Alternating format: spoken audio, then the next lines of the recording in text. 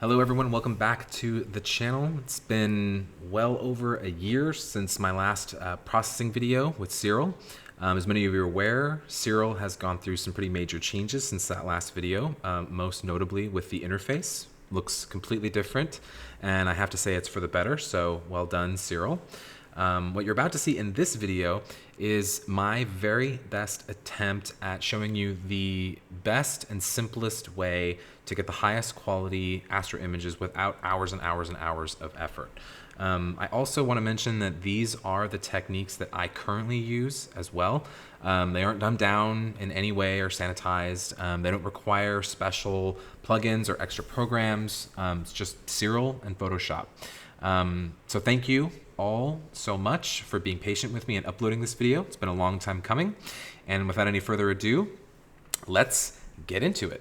So here we are starting in Lightroom, and we have just taken I just took some pictures of M8, Messier 8 and Messier 20. So this is the Lagoon Nebula and the Trifid Nebula.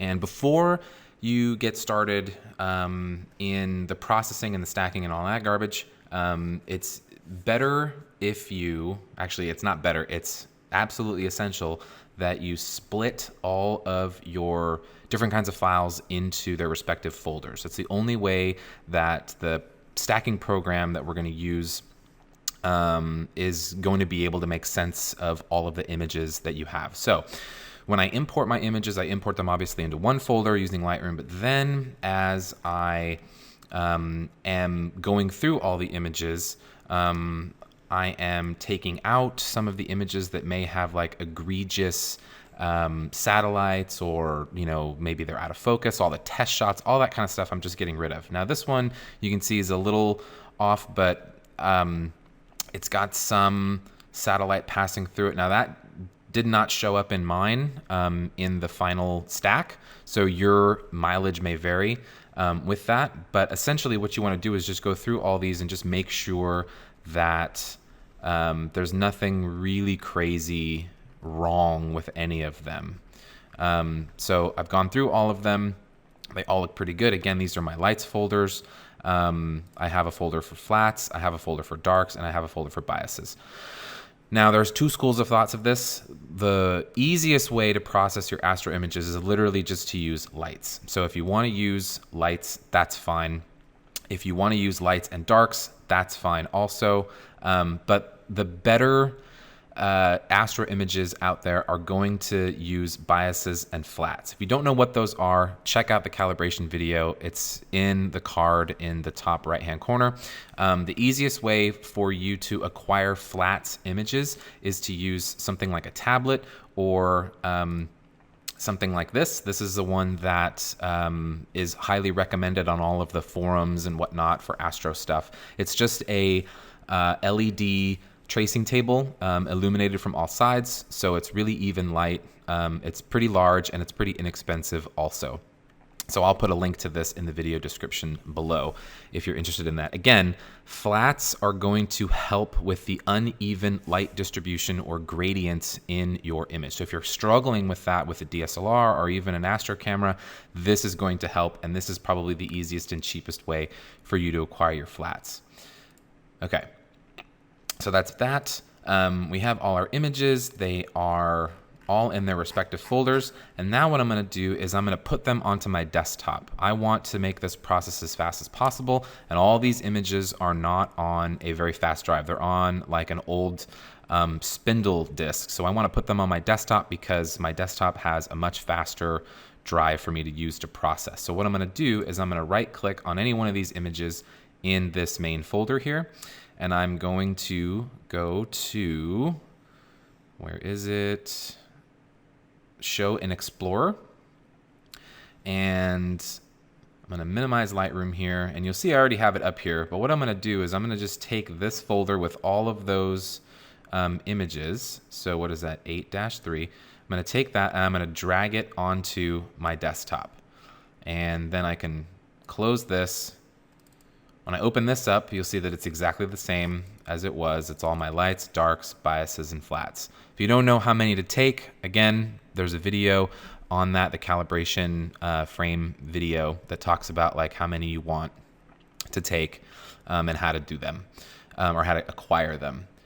But the main thing here is that we have a folder on the desktop with all 4 of these folders. Now, if you're only using lights and darks, you're going to need to download the script to run just lights and darks from SIRIL's website. So I'm going to show you how to do that right now, because by default, the program that we're using, SIRIL, doesn't allow us to process images right off the bat with just lights and darks. You need to go and you need to download a script that'll allow you to just do those 2. So if you're interested in just doing lights and darks, this is what you're going to do. You're going to go to a link here, freeastro.org. In fact, you can even Google SIRIL scripts, and the first option that you see here is SIRIL scripts-free Astro. When you go to this website, you're going to scroll all the way down to the bottom here, and you'll see these are all the other scripts that are available. So you're going to click OSC preprocessing without flat. So you see it says preprocess color images without bias nor flat. OSC just stands for one-shot color. So if you're a DSLR user, this is what you're going to download. Now, once you download that, if you're on a PC, this is going to be the task for you. If you're on a Mac, on this website, you will find how to or where to put your scripts here. I'll link this in the video description below, but I'm going to do this just real quick for all my Windows users. But again, if you're a Mac user, it's roughly the same. You want to take that script, you want to add it to where all your other scripts are in the program after you install it. So we're going to open up my downloads folder. Here's my OSC preprocessing without flat. I'm going to move that over. I'm going to open up my PC. I'm going to go to local disk, program files, SIRIL, and then scripts. And then I'm going to take this and I'm going to drag it over here. Now, I already have it there, so I'm just going to close this. So you see these are all the scripts that I've downloaded and put in there. And again, there's a lot in there. You can do lots of really cool stuff with SIRIL. The basic scripts that you want are here. There are more advanced ones. If you do just a quick search on Google, you can do lots of really cool stuff. But all we really want is without flat. Because again, most of the people that are going to be watching this video and want to do really quick and really good astro processing are probably not going to be using flats and biases. Okay, so let's close that. Now, I had SIRIL closed. That's important. You don't want to have SIRIL open and do that because the scripts aren't going to show up. So you have to close SIRIL and reopen it. And the scripts will, because it has to load those scripts. So let's move that over here. We'll go full screen. Now, this is the new version of SIRIL. The last processing video that I did a year ago was on an older version of SIRIL. So this is the new layout. So let's get familiar with what's going on here. All of the processes that we're doing are basically going to be the same. It's just the layout is a little different. So instead of having 2 windows that you are looking at all the time, we're only looking at the one. Okay, so first things first, we need to tell SIRIL what our working directory is. So to do that, we're going to go up to the home screen right here. We're going to click on that, and then we're going to go to our desktop, and we're going to pick that folder that we designated in the last step of bringing all those images, all of your, unstacked files, your raw images onto the desktop. So I'm going to click that folder and I'm going to hit open. Now that is going to be our working directory. Okay, from that working directory, this is how SIRIL does all of its really cool stuff. So to start the process, we're going to go to scripts, and then you're going to do, if you're using just lights and darks, you're going to do without flat. If you're like me, in this particular case, you have all 4, biases, darks, flats, and lights. You don't need to download a script for that. That already is there. You can just click OSC preprocessing. If you want to add something called drizzle, you can do that too. That will basically double the pixels in your image. So if you have a sensor that's 6,000 by 4,000, like an 80D, like I use, that's going to go 12,000 by 8,000. So essentially, you get double the amount of pixels in your image. Gives you a lot more freedom to work with. But the negative of that is that it's going to suck a lot of resources from your computer. So without further ado, I'm just going to hit OSC preprocessing. Again, if you're just using lights and darks, you're going to want to download this, follow the steps that we just talked about, and click this guy right here, without flat. but I'm going to click this one, OSC Preprocessing. Now, in the console window over to the right, you're going to see it running through all of its stuff. So what we're going to do is we're going to let that go, and I'm going to cut back to when it's done, and we'll pick up the rest of the tutorial then. So see you in a second. Okay, we're back, and total execution time for me was 4 minutes, 10 seconds with all of those files. So let's continue on.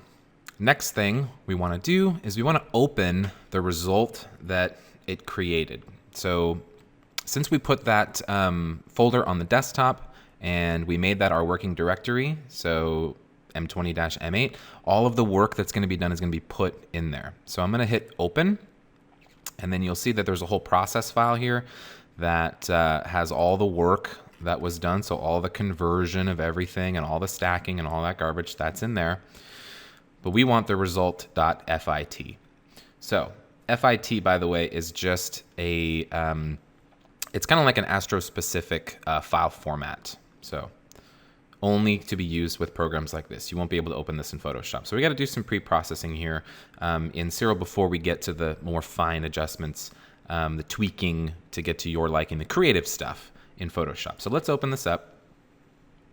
All right, so you notice here, while you're looking on the screen, nothing happened. It doesn't look like anything happened, and that's okay. This is what they call a non-linear image. All of the data is just kind of hidden in the pixels here, and the purpose of this program is to not only stack the images, but also to what we call stretch the data out of it. Okay, so that's what we're gonna do here. The first thing we need to do is we need to actually see what we're working with here, because that's going to make it a little easier. So in the view mode down here, you'll see it says linear. We're looking at this in a linear fashion. We want to change this to auto stretch. So this is just a view mode. If I save this, this will not look like this. We need to actually stretch it first. We'll get there. Okay, so you see that we have red, green, blue, and RGB channels. Notice if you click in the RGB, nothing happens. That's because this window is only for visualization. We can't do anything here other than look. Now you notice too that my image is very green. That's okay, because remember that I'm using a DSLR, and the pattern of pixel or photo sites on a DSLR is RGGB. So there's 2 times as many green pixels as there are red and blue. So my image on your image is probably going to be very green as well, but that's okay. We're going to fix that. All right, so you notice that the red channel, there's not a lot in there. Blue, this is a little easier for me to work with and see, so this is what I'm going to start with. And the first thing we're going to do is crop. So if you have tracking errors, or if you reacquire a target in the middle of the night and have to shoot again, or if you're doing something called a meridian flip where you have to flip the whole camera over so you can continue tracking, you're not going to have the same window or field of view throughout the entire night as when you started. So you're going to have maybe some black edges.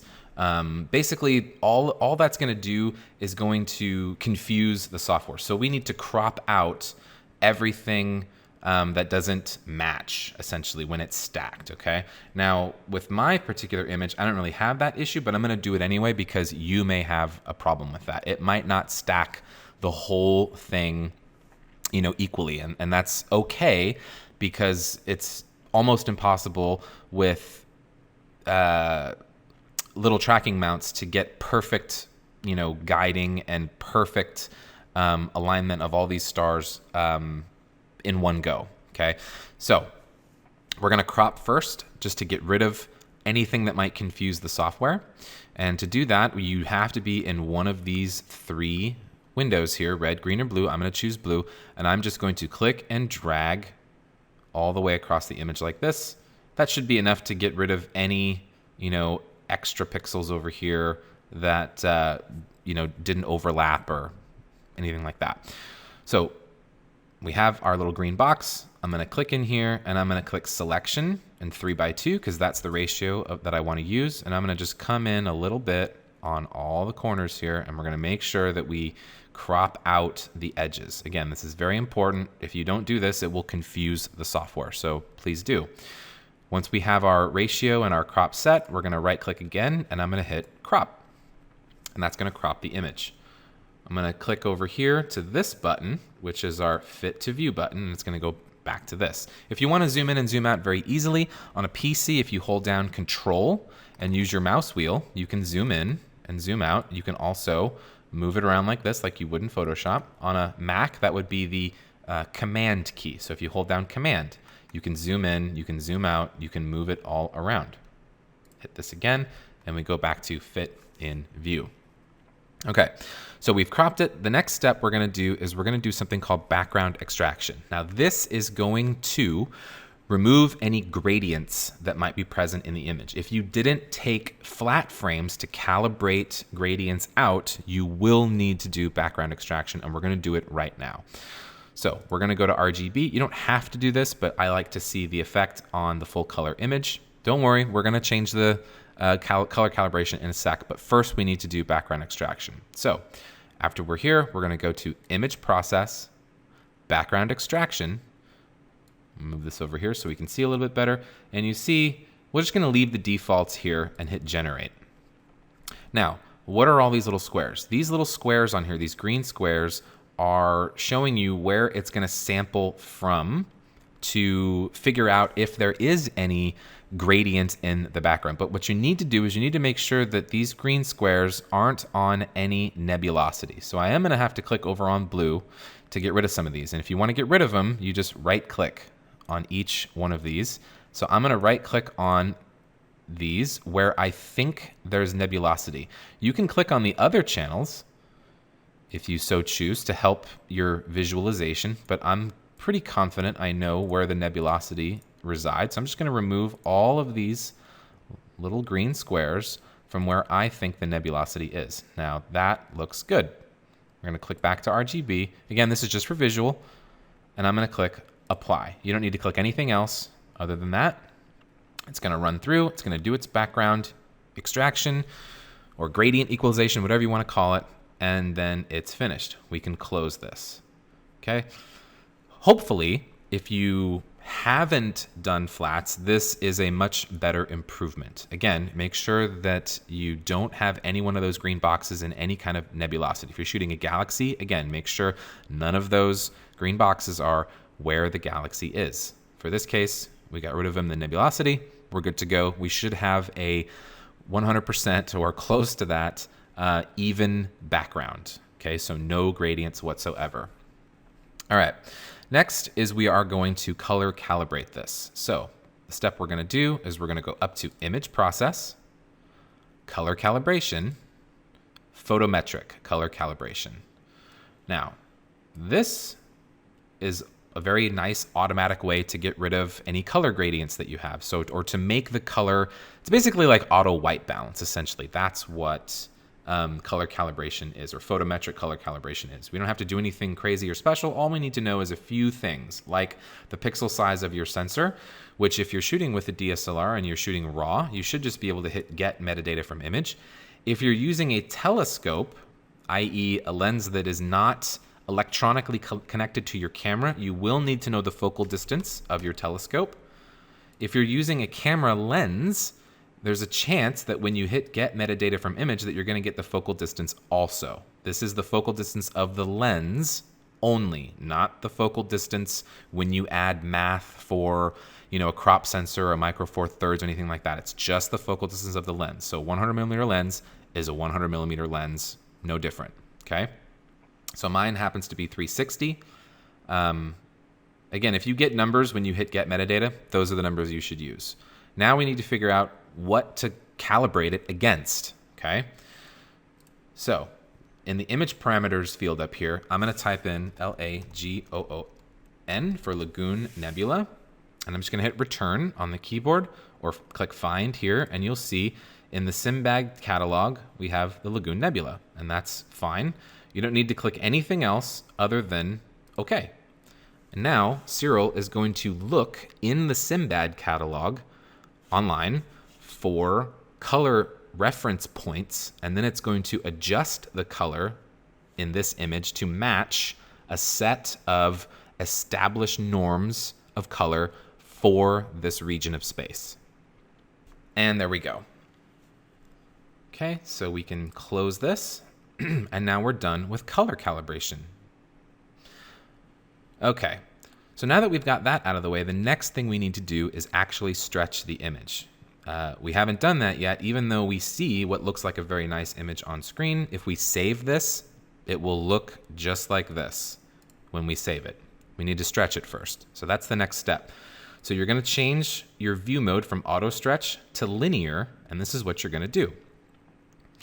The most basic kind of stretch is just an auto stretch. So if we go to image processing and go to histogram transformation, you can hit this button right here, which is apply an auto stretch algorithm, and that basically gets it to look like it was before when we had the auto stretch view on. You can toy with this a little bit. If I zoom in here, you'll see there's, two sliders. If I take the middle one and move it over, I can, adjust the midtones in the image to get that to come down a little bit.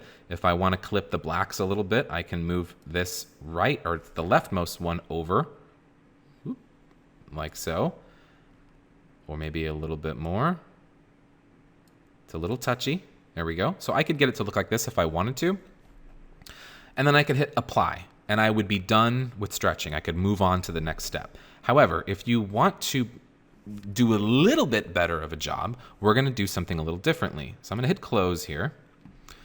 I'm going to go to image process, assign H transformation, and we're going to do this. We're going to run this twice. Now, what this assign H or assign transformation does is it's going to stretch in a different way that's going to help preserve some of the color data. So lots of these stars are many different colors. They're not white. If you do a regular histogram stretch, you might just get white stars. This assign transformation is going to ensure that we get not only white stars, we're going to get all different color stars, and then hopefully our color information in the nebulosity of these items here are going to be preserved. So the first thing I'm going to do is I'm going to add, a 150 factor stretch, and we're going to increase this to 0.01 as the black point. Okay. These are just examples. You will need to find what works best for you, but this is where I like to start, and I'm going to hit apply. We're going to do it one more time.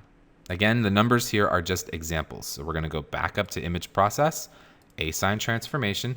This time we're going to do a stretch of just 10, because that does quite a bit. And we're going to increase our black point from 0.01 to 0.03 this time. Again, these are just examples. Maybe we'll go a little further. I like a little darker background, so I'll do 0.04, and then I'll hit apply. Now we've just finished our assign stretch. Now we can go and we can do a histogram stretch for the rest of it. So we're going to go back to image process, histogram transformation, zoom out here a little bit, and now we have our 3 little triangles here. I am going to click this button, which is the auto stretch algorithm, and you see it's way too bright. So we're going to drag our midtone slider down until I like the way that looks. SIRIL, the people, caution you to make sure that if you are going to adjust this leftmost slider, so the shadows slider, that you don't clip more than 0.1% of the shadows. That's completely up to you. This is just the number that they caution against. So I'm going to leave my shadow slider where it is at 0.09. If I go any further, I'm probably going to get more clipping. So I'm just going to mess with this midtones one here. And that looks pretty good to me. I like the way this looks, so I'm going to hit apply. Again, you can skip all of what we just did. If you don't want to go that far, you can just from the linear state go histogram transformation, hit this button, click apply, and you can move on to the next step. So that next step is removing the green noise. So every image still has some green noise in it if you're shooting with a DSLR. So we're going to need to do that. And it's important to do the green noise removal after you stretch. I find that you get better results that way. So we're going to do image process and just remove green noise and hit apply. And you see it's running SCNR. Okay, we can close that. So now we've removed all the green noise in the image. There's none left. And then the last step we're going to do before we save it is we're going to do some color adjustments. So we are going to go to Image Process, Color Saturation. Now, this is where you can enhance the color in the image, obviously. So what we're going to do here is we're just going to increase the color. But you'll notice that there's something funky here. There's a background factor here. It is a saturation adjustment, so we can, amount from 0 to 100 or negative, 100% essentially to plus 100%. Now that's quite a lot. So we're going to bring this down. And I've found that we don't want to go too crazy with the saturation. So I'm going to adjust my amount to, let's say, 0.4. Okay, that seems to be a reasonable number. And then the background factor, the higher you make this, the less it's going to allow the saturation to happen, right? So if I put the background factor at 0, it's going to sharpen equally, right, whatever amount I have across the entire image. But if I increase this number, it's going to start selectively removing that saturation from what it thinks is the background. So in my case, I'm going to make my background factor 1.25. I like the way that looks. It minimizes the saturation in all the stars and this kind of clustery stars from the Milky Way, because again, the Lagoon Nebula is kind of right near the center of the Milky Way arm. So I don't want to increase all this too much. I just want to focus on the nebulosity. So background factor of 1.25, amount of 0.4, and we're going to click Apply. And you can see the before and after here. That's what these buttons are for in the very top of the screen. If I click the yellow one, we'll go back a step. We can see that's before, forward, after. Let's zoom in and do that again. Before, after. Not bad. Subtlety is the key. Okay, last step in SIRIL before we move on to Photoshop. We are going to save this. There's two different ways to do this. The first one is to come up here and say save the current image in a different name. Or you could just right click on the image, even in RGB, and you can say save RGB image to TIFF. I'm going to click that. I'm going to name this M20-M8. And we're going to change the sample to 16 bits, so 16-bit unsigned integer. This is extremely important. You want to save this as a 16-bit file. Name it whatever you want. Click save. And then it will deposit that saved result in the folder where all your work was done. So your home folder that you've assigned, it's going to save it in there. So now we can take this result and we can open it up in Photoshop. So that's what we're going to do. I'm going to minimize SIRIL. I'm going to go to M20-M8. I'm going to double click on my TIFF file and Photoshop is going to open up. So here we go. Looks pretty good, I gotta say. For a basic, fast process, the result here is pretty good. And you can be done with this at this point. You don't need to go any further. Obviously, you can make more changes in SIRIL if you want to adjust it the way you see fit. But everything from this point on is obviously purely optional if you have Photoshop. If you do have Photoshop, I would suggest you try to do it this way. If you just have Lightroom, you could play around with this in Lightroom to your heart's content as well. But we're going to go through sort of the best practices that I've found, at least over the last year and a half, to enhance my images. I really like the way that this process works. So let's get into it. First step, when we're in Photoshop. Now I'm going to start naming all of these layers over here to keep track of everything. So the background layer, I'm going to just call original. Okay.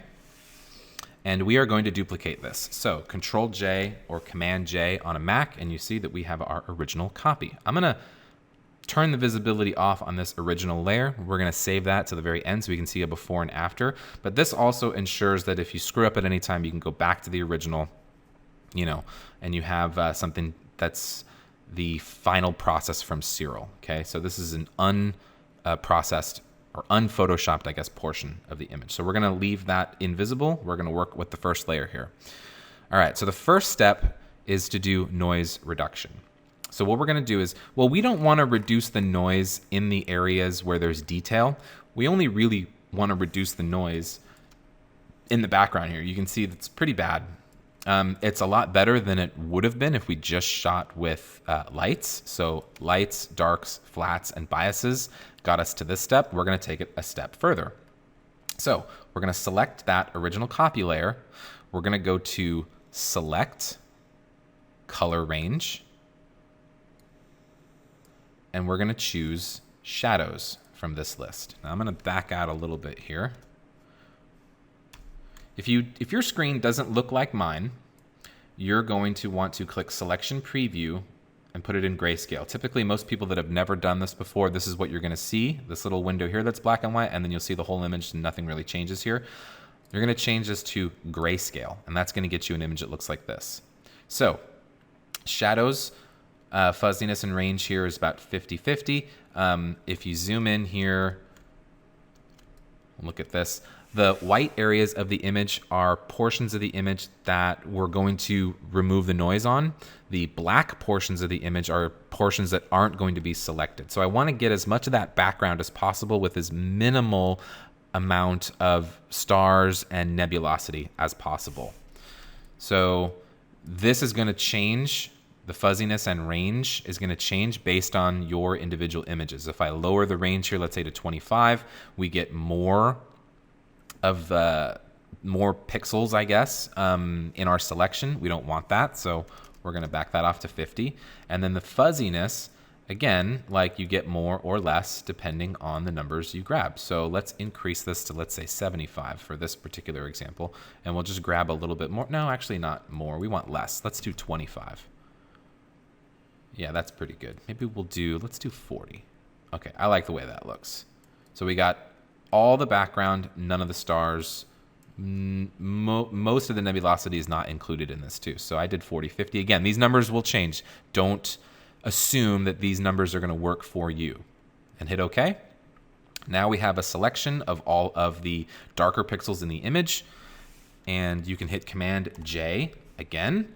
And now we have a layer that has just the background pixels. Okay. So with our top layer selected, we're going to name this Noise Reduction. And with that layer selected, we're going to go to Filter, Camera Raw Filter. All right, and in this window, zoom in a little bit here so you can see what I'm doing. We're just going to go to Detail. We're going to Color Noise Reduction and Noise Reduction. We're going to put all the way at 100%, and we're going to click OK. That's it. Just those two. And you'll notice that when we zoom around this image now, the entire background is completely noiseless. Now, some of you may like this, some of you may hate this. It's polarizing. So what you can do is in the layers palette here, you can click on your noise reduction layer and you can reduce the opacity as much as you want. So I'm going to put mine at 50%. And that gives me some natural noise in the image because no Astro image is completely noiseless. There is a little bit there, but you can adjust it to your taste. You want less noise, increase the opacity, right? 60% actually looks pretty good. We'll leave it there. Remember that this is going to follow you in all the rest of the steps. So once you click and find your opacity level, there's no going back and changing it after the fact unless you want to redo all the processing. So 60% looks good to me. We're going to back out here. Controller Command 0 to get us to full screen. And then we can move on to the next step. So that was noise reduction. Oh, the next step is to stamp visible. So on a Mac, that is Command Option Shift E. On a PC, that's Control Alt Shift E. And if I have that layer selected, it's going to put that stamp visible layer right on top. So I'm going to name this one, in all caps, stamp visible. So now I know that we've just done a step, and this is sort of like a line break for me. I know that I've done a major thing, and I've copied all of the images or layers and basically copied them and made them into its own layer. Okay, so that's noise reduction. Next is star minimization. You'll notice that there's a lot of stars here. The closer your astronomical target is to the Milky Way's core or the arm of the Milky Way, the more stars you're going to get. So this can be really... it's polarizing to some people. I personally don't like a lot of stars. I want to minimize them as much as possible. So that's what we're going to do. I'm going to try to minimize them as much as possible without looking terrible. All right. And if you shoot with a DSLR, especially with a very fast lens like f2 or f2.8, something like that, you're going to get star bloat. It's just a factor with shooting with one-shot color cameras. You're going to get way more star bloat with those type of cameras than you will with like a mono CCD camera or mono CMOS camera. So if this is a problem for you, follow the next steps. So the first step we're going to do with star minimization is we're going to select the new layer we created from the last step. So this stamp visible. We're going to go to select color range, and we're going to pick highlights this time. So here's our highlights. Now, all the white dots in here are going to be the stars that you select. So again, this is going to be different for everyone. The lower you make the range, the more stars you're going to select, okay? So if I choose, let's say 150 from the range, I get more stars than if I choose 215. Now, I want as many stars as possible. The nebulosity, I don't really care about that much. If you want to preserve the nebulosity, I'm sure you can figure that out in the future. This is just a very basic way to minimize the stars. I don't find personally that minimizing part of the nebulosity in this step is a big issue. So if you feel the same way, continue on. So let's do 175 because I want a lot of those little stars too. And then the fuzziness, again, let's get a little bit more. Let's do, let's say 35 from here. And that's pretty good. If I zoom in here, I'm using a Control or Command the plus key.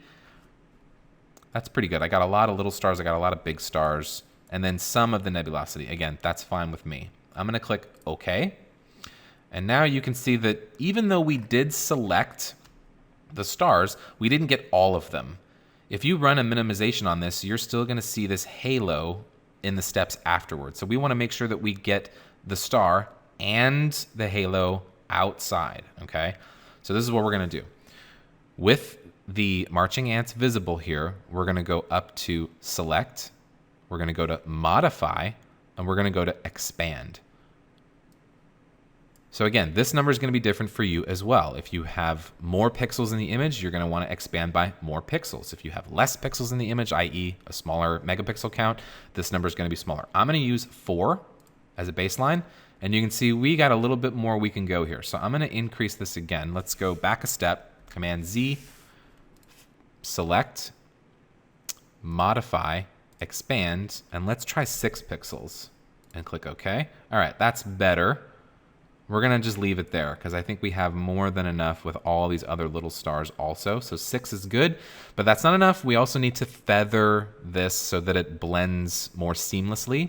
So we're going to go back to select, modify, feather.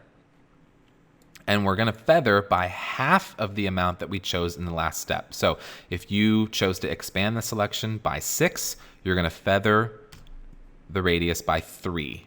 So it's always half. Okay, so we feathered by 3. Then what we're going to do is we're going to hit Command J. So we're going to put that, or Control J. We're going to put that on its own layer. So now we have just the stars selected, some of the nebulosity, but mostly the stars on their own layer. Put all that back. This we're going to name Star Minimization. So this is just our stars. Okay. Now that we have that, now we can minimize them. So we've selected them, we've put them on their own layer. Now we can minimize this to make them look smaller. So to do that, we're going to go to Filter, Other, Minimum. Let's bring that back over here. And the higher the radius you make this, the smaller they will get. So if you choose a radius of 2.0, you're going to make your stars real small, like so. I'm going to choose 1.5 for my particular tastes here and click OK. And if we zoom out all the way, let's turn this off and on and see the magic before and after for the star minimization. So there's before, there's after. Before, after. And you can see it doesn't really mess that much with the nebulosity. I don't really see a huge difference. One that would make me want to select this, enhance the selection better. This is fine for me. We've minimized a whole bunch of these stars. So I'm really happy with that result. Last step, stamp visible. So I'm going to click in the negative space here in the layers palette. So just click out here to have no layers selected. Control Shift Alt E or Command Option Shift E, and we get another stamp visible. So I'm going to label this stamp visible. Okay. So at this point, you have one of two options. If you don't see something called chromatic aberration in your stars, you may continue. But some of you are going to have this issue with some of these stars where you have one portion of them which is really bright and one color and the other side not, right? So I have this issue. It's not terrible when I look at it out here, but when I zoom in, I can see there's this chromatic aberration. So I want to get rid of that. And if you don't see this, skip this step, continue on with when we pick up the next step, which would be sharpening. But if you do see this chromatic aberration, you're going to want to follow these steps. Okay, so the first thing we're going to do is we actually are going to delete this stamp visible layer. This just makes the hierarchy work a little easier. So we're going to take our star minimization layer and we're going to just duplicate it. Okay. We're going to duplicate this particular layer. So we're going to click on it and hit Command or Control J. When you do that, we can rename this star correction. Let's just call it that. We'll zoom in here. And first of all, we are going to change the blend mode of this layer to color. Okay? So do that first. You're going to copy your minimization layer, rename it, and then change the blend mode to color. The next step is to go to Filter, Blur, Gaussian Blur. And the radius amount that you choose is really just as high as you want until all of the aberrations disappear. So, you can start here at 0.1. If I move my mouse wheel up here and go to 3 pixels, I don't really see anything different after 3, so I'll keep it at 3 and hit OK. And now my stars look totally normal. I don't have that aberration problem now. So here's before and after. Before and after. Much better result. Nice clean stars. Now we can zoom out. Looks very good. Okay. Now we will do a stamp visible again. All right. And we'll call this again stamp visible. Okay. Next step is sharpening. So sharpening is going to help increase some of the detail in this nebulosity, but it's also going to, enhance the stars a little bit because the values of these stars isn't very high. And I want to just sharpen them up just a little bit because they look a little soft. So that's really what I'm doing here. I'm not really concerned too much with the nebulosity that much, but again, we're going to deal with this next. So the first thing with this stamp visible layer, we're going to go to Filter, Sharpen, Unsharp Mask. Now, Unsharp Mask is a really good filter to use here because it's with this threshold slider, you can tell it basically don't sharpen the background here, the areas where there's just black sky. If you use any other sharpening tool where there's no detail, you're going to get random noise or random sharpening noise. So with the threshold slider, with the Unsharp Mask option in the filter menu, you have this option. So I'm going to keep my threshold You know, if I put it down here at 0, you can see that it's going to sharpen the background. If I increase this to, let's say, 4 or 5, now that background is exactly as it was before, but all the stars and some of the nebulosity are going to change. Now you can increase the radius here, but if you go too high, you're going to get something called haloing again, and we just got rid of that. So we don't want to keep the radius high. We want to bring the radius down. I'm going to put like 1.5 here, and then the amount is literally just how much sharpening you want to add. So higher is not necessarily better. So I'm going to keep my amount at about 150. Good rule of thumb is the amount should be between 100 and 200, and the radius should be below 2. Again, that's generalization, but you get the idea. And the threshold amount between 1 and 5. So that's what I'm going to choose for mine. Hit OK. And here's our before and after. So we just brought those stars, made them a little bit more sharp in the grand scheme of things. Not a huge difference, but again, it's nice and subtle. We're going to rename our stamp visible layer Sharpening. Oops, not in all caps though. Okay. Next step is to increase the contrast in the image, but only where the deep sky object is, or deep space object is. This is probably one of the coolest things I learned in the last year that I did the last processing video. So I think that this is probably one of the coolest things that you can do in Photoshop. I wouldn't be surprised if this is how some of those plugins and actions that are available for sale do this as well. So in order to do this, we're going to select the topmost layer. So that was our stamp visible layer, which we named Sharpening. And we're going to duplicate it. Okay. Now I'm going to rename that layer Enhance DSO. Okay. So now we have an enhanced DSO layer. And for this, we're going to go right up to Filter, Other, High Pass. And now, this is where it gets interesting.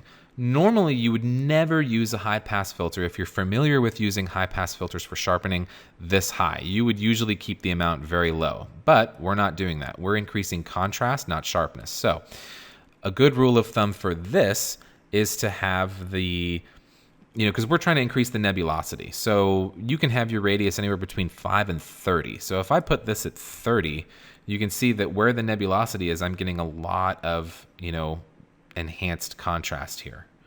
I'm going to kind of split the difference, and I'm going to do maybe 15. Let's go a little more. Let's do 20. Okay. Looks pretty good. Again, this is kind of what you're looking for. Some enhancement in contrast in the DSO here and here. I'm going to hit OK. And now we need to remove this effect on the stars, okay?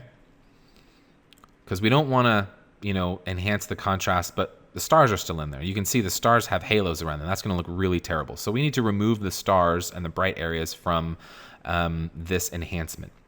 So we're going to do that just the same way we selected the stars before. We're going to do it again. We're going to go up to Select, Color Range, and we're going to use highlights. Now, we only want the stars in this image. So we're going to drop the range. We're going to increase the range here. So we get no DSO, no deep sky object, and no background. So I'm going to put the range right about at 200. And then our fuzziness will put it 30. So we have a really good star mask here with just the stars and no nebulosity. I'm going to hit OK. And we're going to zoom in here.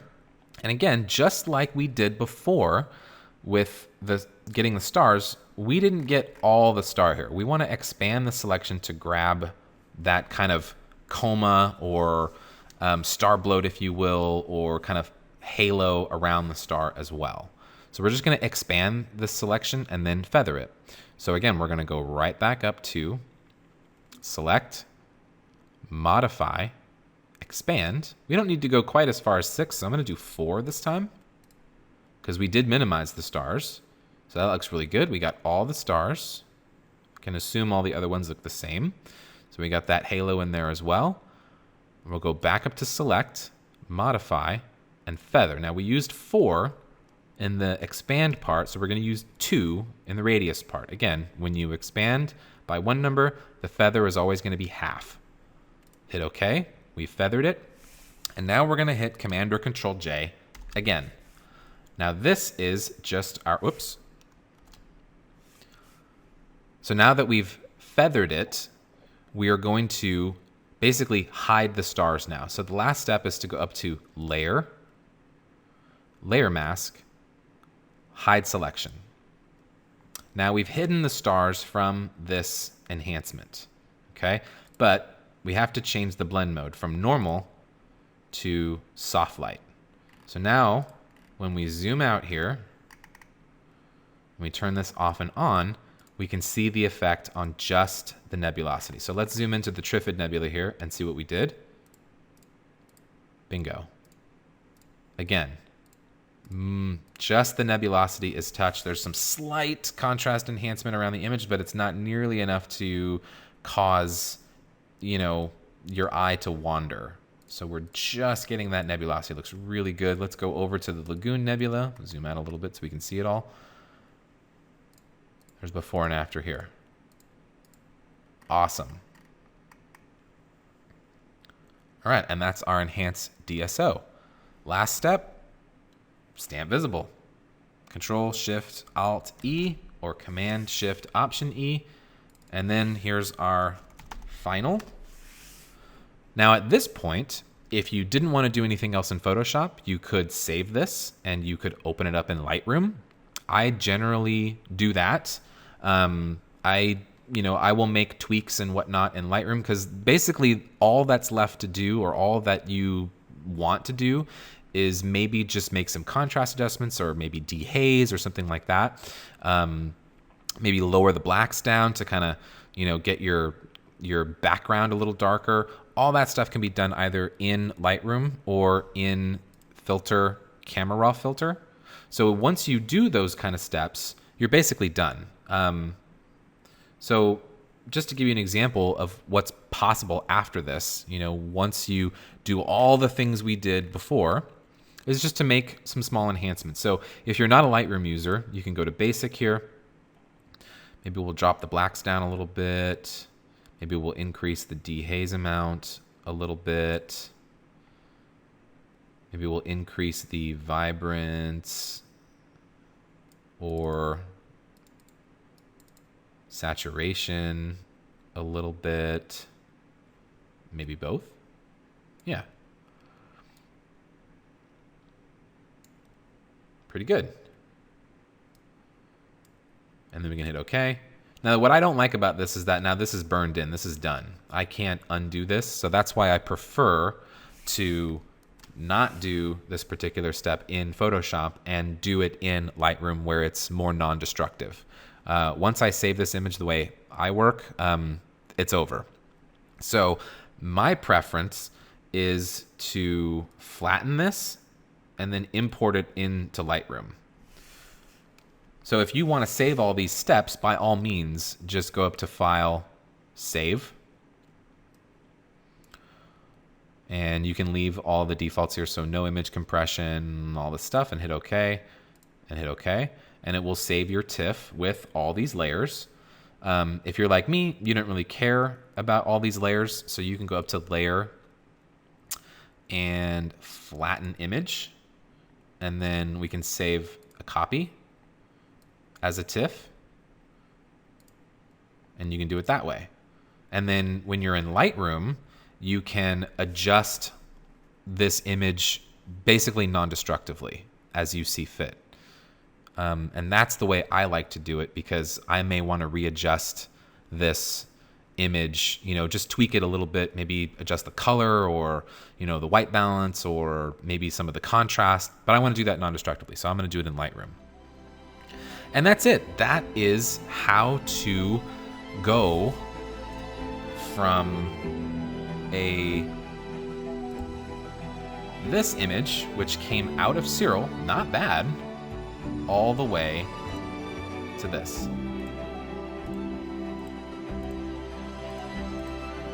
I think that's a pretty good result. And that's where I'll leave you. Links in the description below. If you liked it, please hit the like button. If you want to see more of this stuff in the future, please subscribe. And I will see you again, hopefully soon. Take care, clear skies, and all that jazz.